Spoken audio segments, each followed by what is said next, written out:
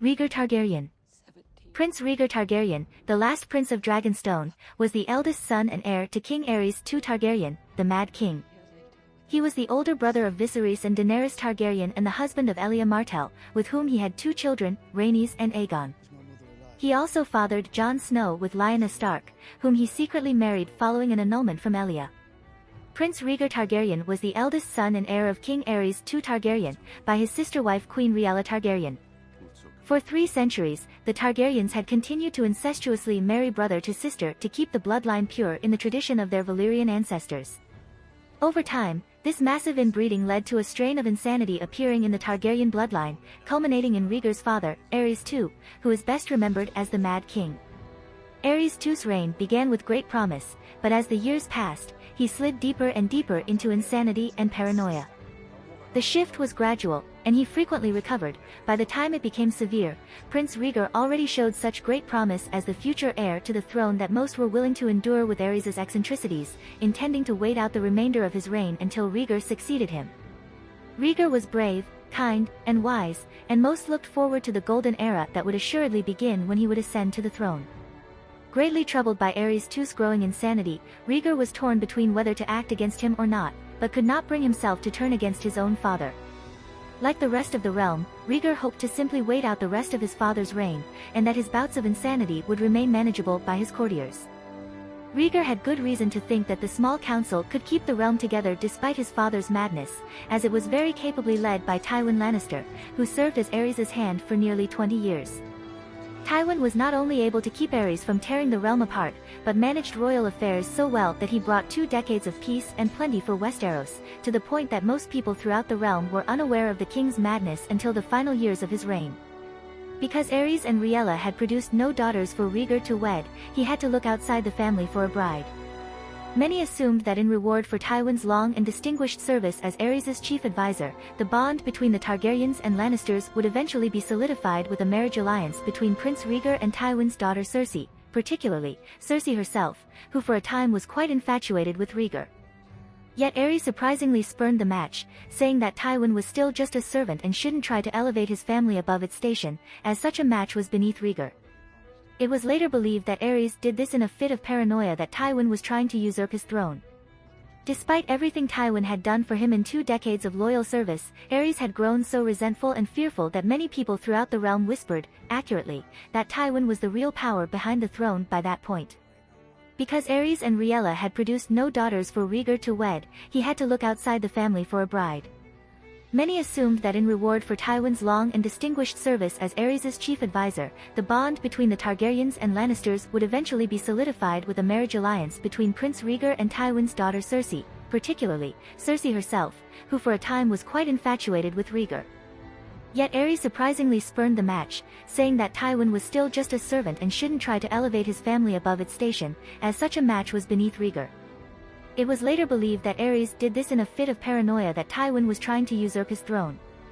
Despite everything Tywin had done for him in 2 decades of loyal service, Aerys had grown so resentful and fearful that many people throughout the realm whispered, accurately, that Tywin was the real power behind the throne by that point.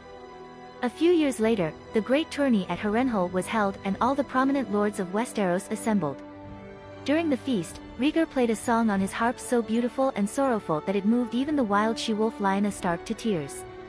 The exact events that happened in private are unknown, but the public events at the tourney's final joust are known to all. Rhaegar faced off against Ser Barristan Selmy in the final tilt, and won. Instead of then giving the victor's wreath to his own wife Elia Martell, however, the entire crowd of hundreds of people fell silent as he rode past her and gave it to Lyanna Stark, to name her as the tournament's Queen of Love and Beauty, an act that was doubly controversial as Lyanna was herself already betrothed to Robert Baratheon. At the same tourney, King Aerys announced that he was naming young Jaime Lannister to the Kingsguard. While he was a very skilled swordsman, Aerys really appointed Jaime to the order to rob Tywin of his eldest son and heir, as the Kingsguard forswear all right to inheritance, and treat him as a glorified political hostage at the royal court, should Tywin ever turn against him. Tywin was infuriated, as he had been grooming Jaime for years to succeed him as ruler of the Westerlands, and by law, Jaime's removal meant that the first in line to inherit Casterly Rock would be Tywin's hated dwarf son Tyrion. Tywin promptly resigned as Hand of the King, and withdrew from King's Landing back to Casterly Rock. About a year after the tourney, under as yet unknown circumstances, Rhaegar allegedly abducted Lyanna Stark. Unknown to all, Lyanna had actually desired to leave with Rhaegar, and they ran off together to the Red Mountains of Dorne. They stayed at a relatively small castle Rhaegar named the Tower of Joy. Rhaegar arranged for the High Septon to grant him an annulment from his marriage to Elia Martell, then personally officiate his secret marriage to Lyanna the same day. Lyanna's eldest brother Brandon then rode to King's Landing to demand the return of his sister and the death of Rhaegar, a rash thing to do according to others. King Aerys imprisoned him, and when their father Rhaegar went south to ransom his son, he was imprisoned as well. The Mad King then brutally executed both of them by burning Lord Rhaegar alive with wildfire in front of the Iron Throne and baiting Brandon into strangling himself to death in an effort to save his father. Afterwards, King Aerys demanded that Jon Arryn send him the heads of Eddard Stark and Robert Baratheon. Jon Arryn refused, and instead, raised his banners in revolt. Eddard Stark and Lyanna's betrothed, Robert Baratheon, joined him to overthrow the Targaryen dynasty. This war became known as Robert's Rebellion, or the War of the Usurper, to Targaryen loyalists. To the confusion of many, Rhaegar's location remained unknown during most of the war, which lasted about a year, as Robert Baratheon's rebel army fought its way up from Storm's End through the Reach and the Riverlands, and then up to the Trident. Rhaegar was nowhere to be seen. For months, it seems he stayed in seclusion with Lyanna at the Tower of Joy in Dorne. During this early phase of the rebellion, Aerys II continued to think of Robert Baratheon as just an outlaw lord, but after he defeated all of the local royal armies thrown at him and crossed north of the Trident, Aerys finally realized that this was the worst revolt the Targaryens had faced in over a century. Around the same time, Rhaegar suddenly returned to the royal court at King's Landing to lead the Crown's armies. Both sides now mobilized the full might of their forces. Robert led his rebel army south, composed of Baratheon, Stark, Tully, and Arryn forces, while Rhaegar led the royal army north to meet him, composed of the Targaryen armies raised from the Crownlands, supplemented by another 10,000 from Dorne. Accompanying Rhaegar were two of the King's Guard, Barristan Selmy and Elia Martell, uncle of Rhaegar's wife Elia. On the way, Rhaegar privately confided to Barristan that after they won, there would be many changes at the royal court upon his return, alluding that he intended to depose his father for his crimes and instability, and try to restore peace with the great houses of the realm. Rhaegar and Robert's forces finally clashed at the climactic Battle of the Trident, at the crossing of the King's Road over the river, not far from the inn at the crossroads. Rhaegar's army was fresh and slightly larger, but Robert's was more battle-hardened, and they slowly gained ground. Rhaegar and Robert spotted each other across the battlefield and rode out to fight, resulting in an epic duel which raged for hours as the battle dragged on around them. Robert killed Rhaegar with a mighty blow from his war hammer, which caved in Rhaegar's breastplate. His armor had been studded with red rubies, which were sent flying through the ford in the river. It has been known as the Ruby Ford since. Their leader killed, the Targaryen army collapsed, and the rebels were victorious. With Rhaegar's death, the Targaryen cause was doomed. Most of their supporters had been fighting for Rhaegar, not the Mad King, so after he died most either surrendered or switched sides, not to mention that the main Targaryen army had been destroyed at the Trident. The rebel army continued unopposed south to King's Landing, but Tywin Lannister's army arrived there first. Tywin had kept the Lannisters neutral throughout most of the war, and only made the calculated decision to side with the rebels after it became obvious they would win, to curry favor with Robert and his allies after the war ended. Tywin feigned that he had brought his army to help Aerys in his time of greatest need, but as soon as they were let inside the gates of King's Landing, the Lannister army promptly began to brutally sack the entire city. Rhaegar's father the Mad King was himself killed by his own Kingsguard, Tywin's son Jaime Lannister, to stop him from enacting the wildfire plot to burn down the city. Meanwhile, Lannister soldiers gained entry into the Red Keep. Ser Gregor Clegane, known as the Mountain That Rides, cornered Rhaegar's wife Elia and her two small children in the royal apartments. Gregor killed Rhaenys and baby Aegon while their mother Elia watched helplessly, then raped Elia, before killing her too. Shortly before the sack, Rhaegar's heavily pregnant mother Queen Rhaella had been sent to safety on Dragonstone Island, along with his younger brother Viserys. Not long after they arrived, however, Rhaella died giving birth to Rhaegar's posthumous younger sister, Daenerys Targaryen. Viserys and his newborn sister then fled into exile in the Free Cities, across the Narrow Sea, before Robert's soldiers could arrive on the island. Lyanna Stark did not survive much longer than Rhaegar. After arriving at King's Landing in the aftermath of the sack, her brother Eddard rode south with his companions searching for her, before finding her at the Tower of Joy in the western mountains of Dorne, protected by the last of the Targaryen Kingsguard, the legendary Ser Arthur Dayne and Ser Gerald Hightower, who had secretly been ordered by Rhaegar himself to keep her, and her unborn child, safe. Eddard and his companions fought them in an epic confrontation, at the end of which all were dead except for himself and the wounded Howland Reed. Eddard raced inside only to find that Lyanna was dying from childbirth, after having given birth to her son, Rhaegar's last child and heir.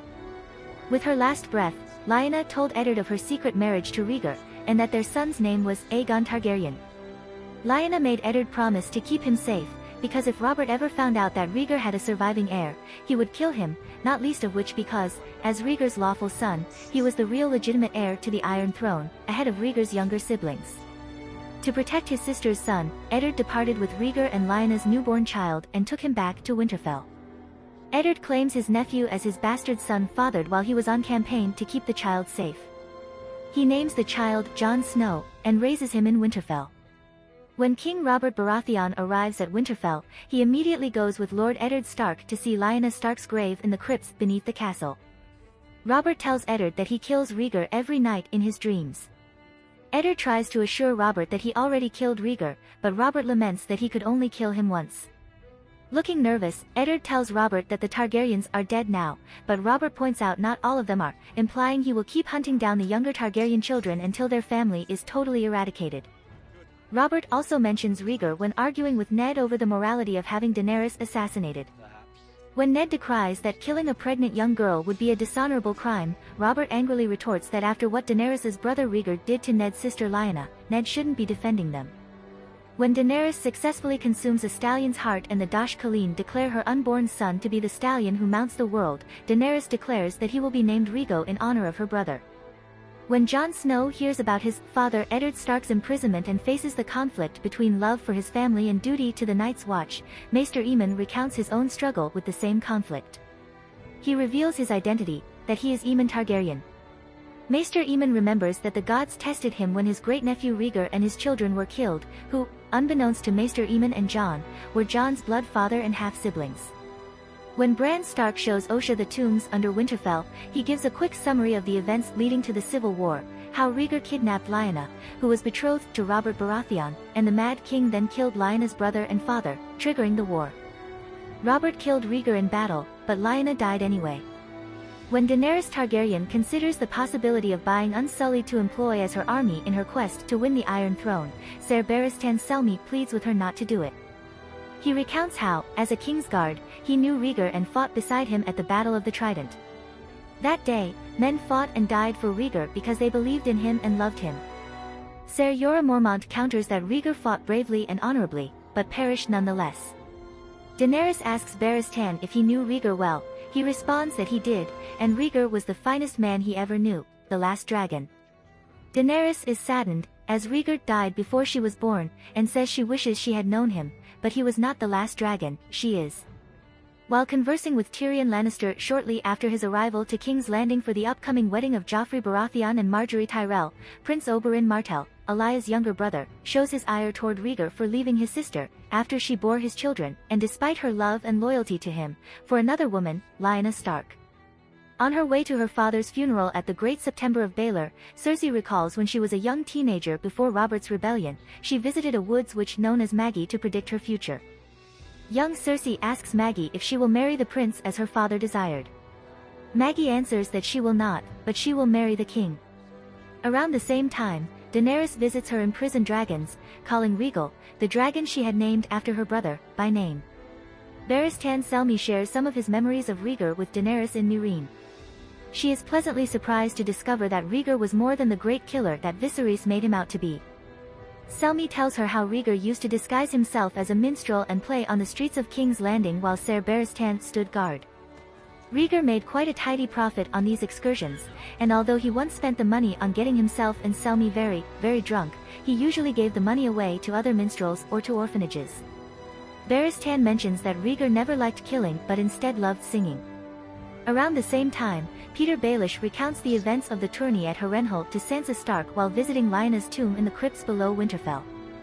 He was just a small boy in the entourage of the Tullus at the time, but he saw what the entire huge crowd did. After defeating Ser Barristan in the final tilt, Rhaegar rode past his wife Elia Martell and gave the victor's crown of flowers to Lyanna Stark, naming her the tournament's Queen of Love and Beauty. Baelish recalls how the entire crowd of hundreds of people fell silent at this shocking action. He then muses how Robert's rebellion broke out because both Robert and Rhaegar wanted Lyanna, and wonders how many people died because Rhaegar chose Lyanna that day. Sansa accuses that Rhaegar chose her aunt Lyanna, then kidnapped and raped her, to which Littlefinger silently gives a wry look, as if he doubts that, but doesn't explain further. Through a series of visions, Bran Stark, Lyanna's nephew, witnesses the skirmish that took place at the Tower of Joy, and learns that his half-brother, Jon Snow, is actually the son of Bran's aunt Lyanna and Rhaegar Targaryen. Bran's father, Eddard, claimed Jon as his bastard son in order to protect him from Robert, who would have surely killed him if he ever found out. Before his death at the climax of the showdown, Ser Arthur told Eddard that Rhaegar had ordered them to remain at the Tower of Joy, but he did not specify why. When Randyll Tarly answers a summons to King's Landing by Cersei Lannister, her brother Jaime Lannister reminds Randyll that he was the only man who defeated Robert Baratheon in battle, something Rhaegar ultimately failed to do at the cost of his own life. Daenerys tells Jon that both Viserion and Rhaegal were named for her deceased brothers, neither of them yet aware that Rhaegar was secretly Jon's biological father, or that this means Jon is really her nephew.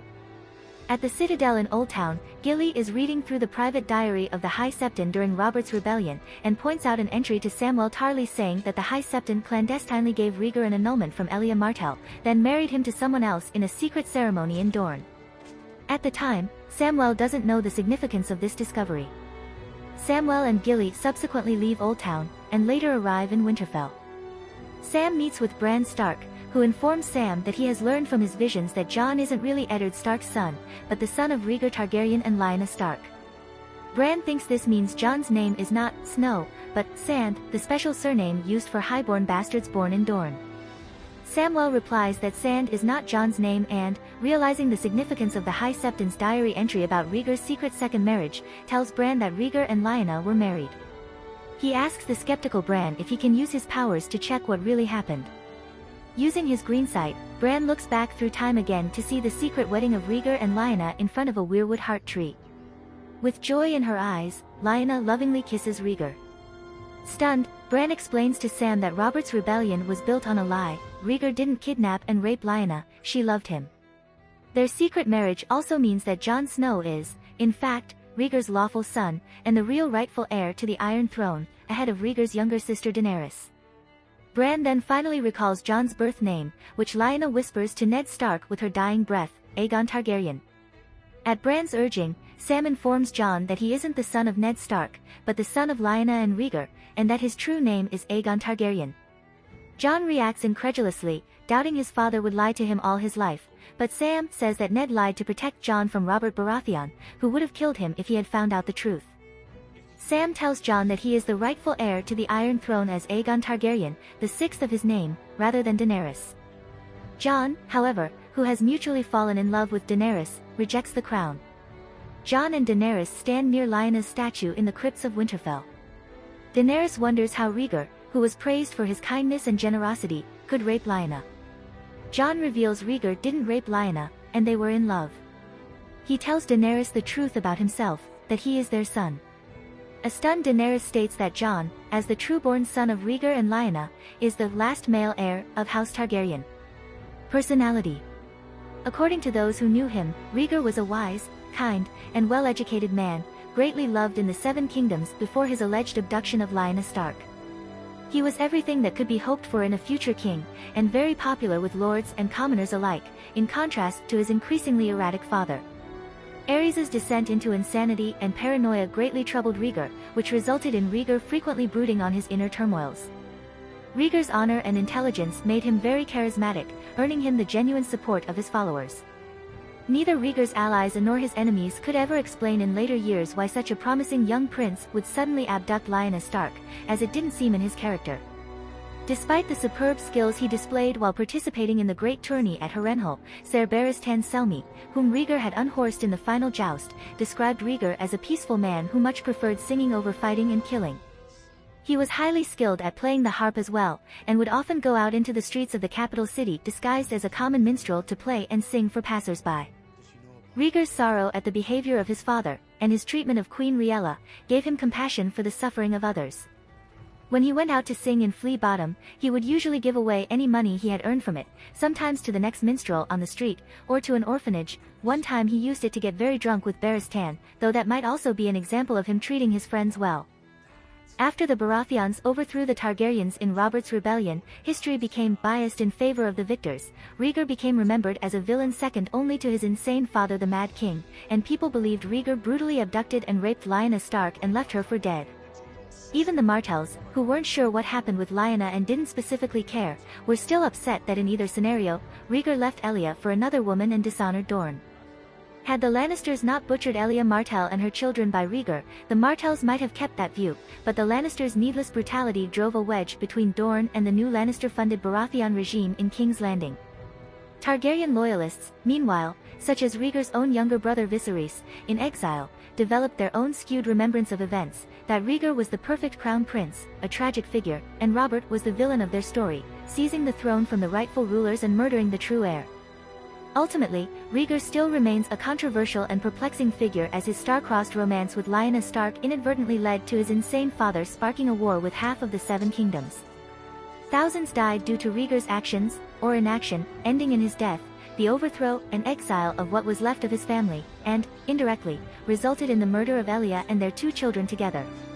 What could possibly have motivated Rhaegar to not only elope with Lyanna, but fight a war to keep their marriage a secret, remains unknown.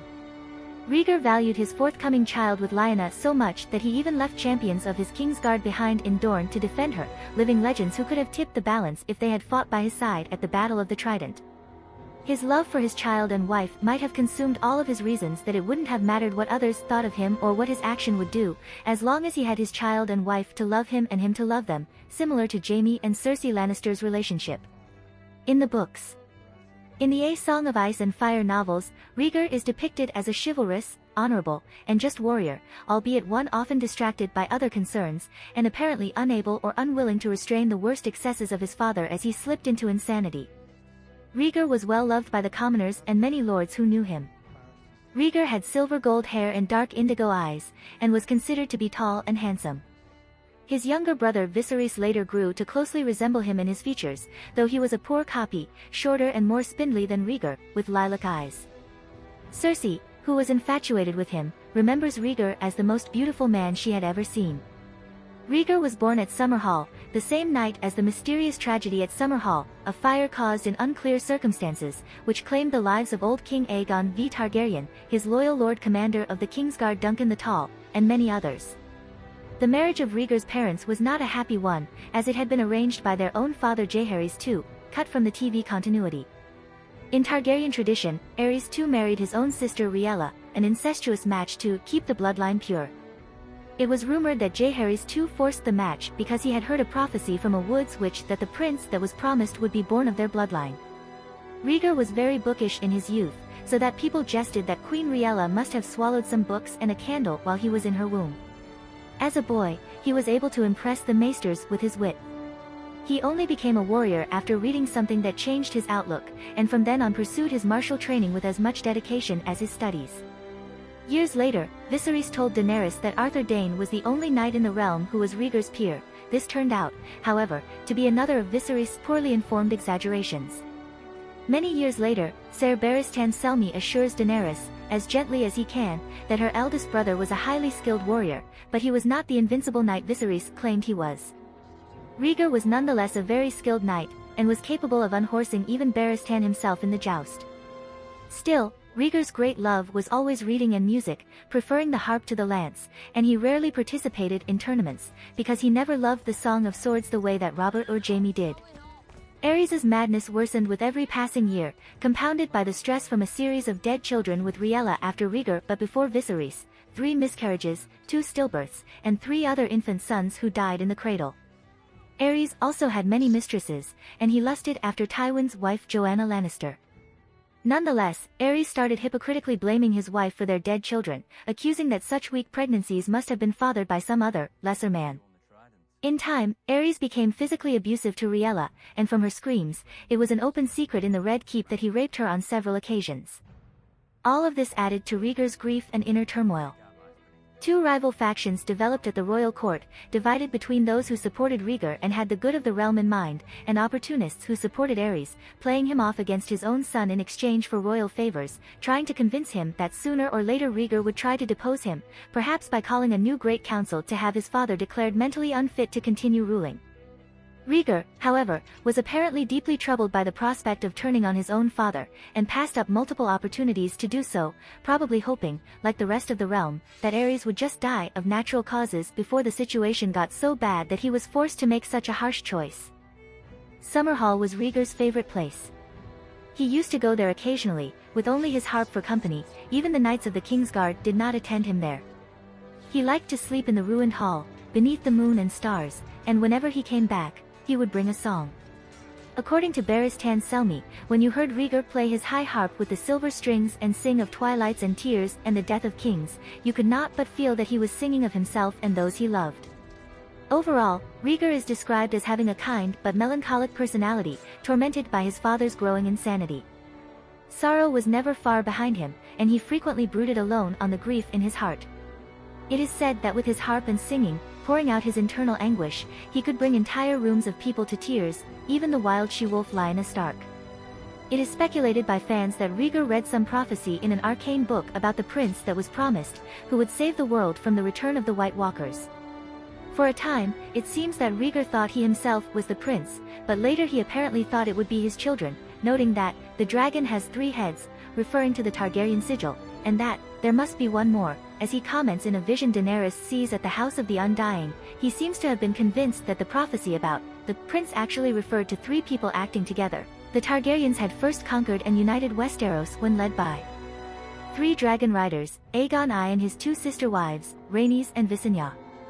Rhaegar even named his first 2 children after the original trio of the War of Conquest generation, first his daughter Rhaenys, then his son Aegon, though in the original trio, Visenya was actually the eldest, Rhaenys the youngest. Unfortunately, the health of Rhaegar's wife Elia suffered greatly during her first 2 pregnancies, and the maesters warned that she would not survive an attempt to have a 3rd child. This might have encouraged Rhaegar to try to fulfill the prophecy by having a 3rd child with another woman. Another possibility is that according to the aforementioned prophecy, the prince that was promised had to be sired by Targaryen and Stark parents, as implied by the phrase, ice and fire. The Targaryens are associated with fire, their house sigil is a dragon, and the Starks are associated with ice. They rule the north. That could be the reason Rhaegar chose Lyanna as the mother for the promised child. Rhaegar's reasons for kidnapping Lyanna Stark remain a mystery to both his supporters and his detractors, but the entire realm knows that they first met at the Great Tourney at Harrenhal in the year of the False Spring. A full year later, Rhaegar and 2 knights of the Kingsguard fell upon Lyanna in the Riverlands and took her to a secure location, eventually revealed to be a hidden redoubt in the Red Mountains of Dorne, the Tower of Joy. This set in motion the rapid chain of events that led to Robert's rebellion. When Rhaegar returned to the capital to take command of the royal army and lead them into battle, Jaime Lannister, who had become quite appalled by the Mad King's actions, begged Rhaegar to take him along, and leave Darry or Selmy to guard the king. Rhaegar refused, stating that his father wanted Jaime by his side to make certain Tywin would not act against him, but promised Jaime that changes would be made once the rebellion had been crushed, which he wished he had made sooner. Perhaps Rhaegar meant to finally depose his lunatic father. Many years later, Jaime bitterly muses that Rhaegar was right. When the battle ended, changes were indeed made, though not exactly what Rhaegar had in mind. Rhaegar and Robert Baratheon engaged in an epic duel at the Battle of the Trident, ending when Robert caved in Rhaegar's breastplate with his war hammer. Fan art of this event frequently forgets that both of them were mounted on horses, not on foot, at least at first, as it is also said that Rhaegar sank to his knees when he died. In the second novel, Daenerys has 2 magical visions of Rhaegar at the House of the Undying in Qarth, one of which is of his death. Rubies flew like drops of blood from the chest of a dying prince, and he sank to his knees in the water and with his last breath murmured a woman's name, strongly implying that his dying word was Lyanna. The surviving prisoners from the Targaryen side of the battle, among them Barristan Selmy, begged Robert to grant Rhaegar a proper funeral.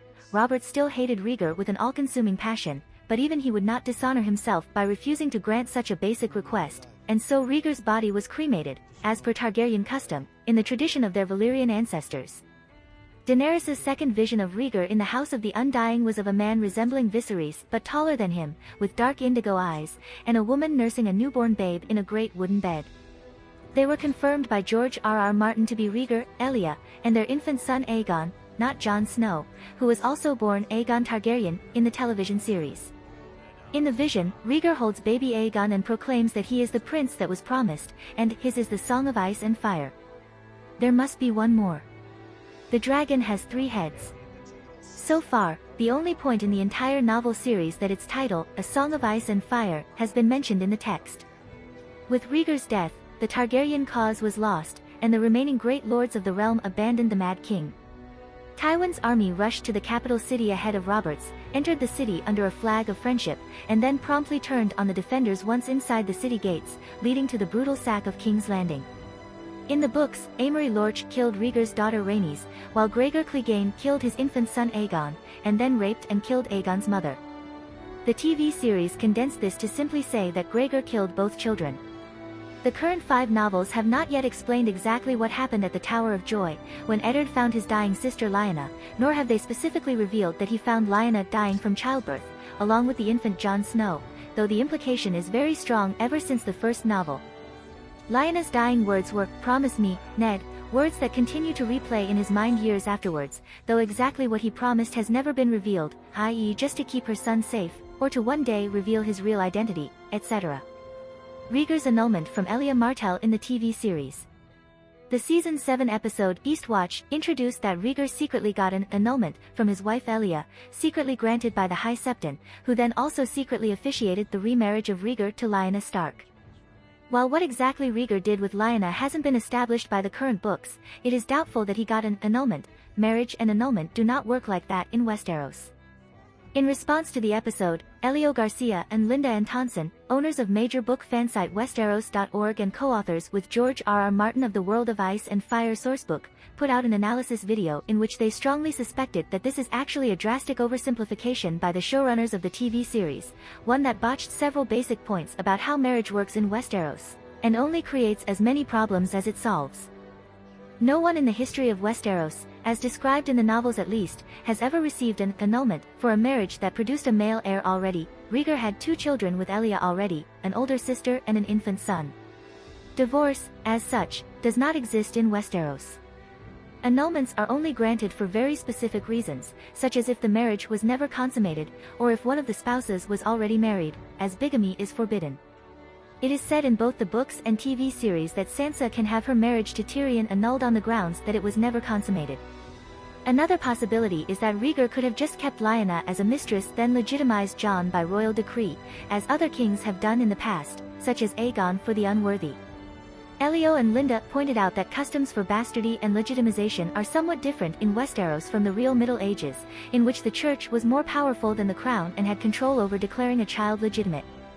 The books have established that the Iron Throne is more powerful than the faith in Westeros, and kings can legitimize bastards without consulting the faith. A major fan theory circulating for some time, which Elio and Linda support, is that rather than get an annulment from Elia, Rhaegar may have polygamously married Lyanna as a second wife. The Valyrian ancestors of House Targaryen regularly incest, marrying brother to sister, or as close a relative as possible, but were also known to practice polygamy. It was comparatively uncommon, but not unknown either. Most famously, Aegon the Conqueror, who invaded and united the 7 kingdoms and forged the Iron Throne, was simultaneously married to both of his sisters, Visenya and Rhaenys. The faith of the 7 in Westeros strictly forbids both of these practices, and Aegon tacitly seemed to give the promise that the new Targaryen dynasty would stop following them. Aegon's sons then tried to bring back incestuous marriages, leading to the faith militant uprising. More specifically, Aegon's younger son Maegor the Cruel, a brutal tyrant, also tried to bring back polygamy. The High Septon at the time wouldn't grant him an annulment, despite his wife being apparently barren, because she was the High Septon's own niece. Aegon's grandson Jaehaerys I Targaryen later negotiated peace in the realm, ending the uprisings, but the Targaryens were allowed to keep practicing incestuous marriages. Polygamy, meanwhile, was never specifically outlawed, it just fell out of favor, as the Targaryens were wise enough not to antagonize the faith again by taking multiple wives. In contrast, they already had an incestuous bloodline, and who they subsequently married wouldn't change that, but they could choose not to take more than one wife. A few key hints exist even centuries later that some Targaryens wanted to revive polygamy if they thought they were powerful enough to get away with it, the chief example of which is Daemon I Blackfyre, a legitimized bastard son of Aegon IV Targaryen. Many people in universe believe that he launched the Blackfyre rebellion against his own half-brother the king over his love of his half-sister, who the king sent away in a marriage alliance. Others counter that Daemon was already married, so this doesn't make sense, and his wife had produced 7 sons and a number of daughters for him. In turn, this led some maesters to suspect that Daemon secretly intended to marry his sister as his polygamous second wife, and that he was powerful enough to pressure the faith into accepting this much as they had all of the incest marriages. It is generally suspected that Rhaegar wanted a second marriage because he believed he needed to have 3 children to fulfill part of the prophecy about the prince that was promised, that the prince would actually be 3 people acting together. Elia Martell had very frail health, however, and her first 2 pregnancies nearly killed her, and the maesters said she would not survive another. Rhaegar annulling his marriage to Elia Martell introduces the complication that this might lead to his first 2 children with her being retroactively declared illegitimate, such as when Henry VIII of England ended his marriage to Catherine of Aragon, then her daughter Bloody Mary's enemies used this to argue she wasn't legitimate. While somewhat of a moot point because they died years ago, at the time Rhaegar wouldn't have wanted to risk angering the Dornish like that. Even if Rhaegar hypothetically pressured the High Septon into granting him an annulment on some false pretext or another, this would greatly anger the Martells and possibly make them rise in open revolt against the Targaryens.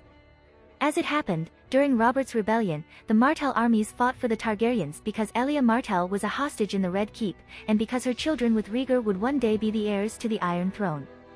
Of course, in either scenario, the Martells would not have been amused, even if Rhaegar explicitly made the public declaration that his children with Elia would rank ahead of any children with Lyanna. A future rebellion could break out against Elia's children using the pretext that she had been superseded by Lyanna and her children retroactively made bastards. The legality of the situation is irrelevant. Rebels only need a pretext.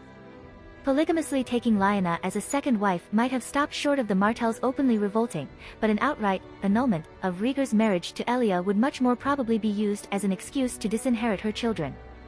Elio and Linda did note that they have no idea how Rhaegar getting an annulment instead of a polygamous marriage would impact Elia's children, whether it would make them bastards or not, because there is no precedent for it. No one ever gets an annulment for a marriage that already produced children. They did point out, however, that while in real-life history this automatically rendered any children by that first marriage bastards, i.e. Bloody Mary, the same isn't necessarily true in Westeros. Even for TV Rhaegar, getting an annulment in these circumstances would be such a unique dispensation from the High Septon that, while he was at it, he might have additionally had the annulment phrased in such a way that his children with Elia would officially remain legitimate. Or, he could have just declared them legitimized by royal decree. Clearly, the change to an annulment introduced a number of complications. Whatever the case, because there is no precedent for how an annulment affects children of a marriage, Game of Thrones Wiki will not treat Rhaegar's 2 children with Elia as retroactively bastards, until directly confirmed otherwise by the TV series. Anything else would be an assumption. Elio and Linda also speculated on why the TV showrunners would make such an oversimplification from a polygamous marriage to an annulment, and believed that Benioff and Weiss wanted to make Jon Snow unquestionably the rightful heir to the Iron Throne, when in reality, even in the books, there is no scenario under which his inheritance would not be challenged by his enemies. Rebel armies don't care about the legality of words on paper, all they need is a pretext. Even if Rhaegar polygamously married Lyanna in the books, Jon's enemies would always say that Rhaegar couldn't lawfully do that because it is against the rules of the faith, and rebel movements would use that argument against them. As Elio and Linda point out, changing this to an annulment from Elia Martell first solves nothing. Now, Jon's enemies can simply argue that the annulment from Elia was unlawful, given that she obviously produced 2 children for Rhaegar already including a son, and thus his second marriage to Lyanna was bigamous, and unlawful once again. Confirmation of exactly what really happened between Rhaegar and Lyanna will have to await the release of the future novels.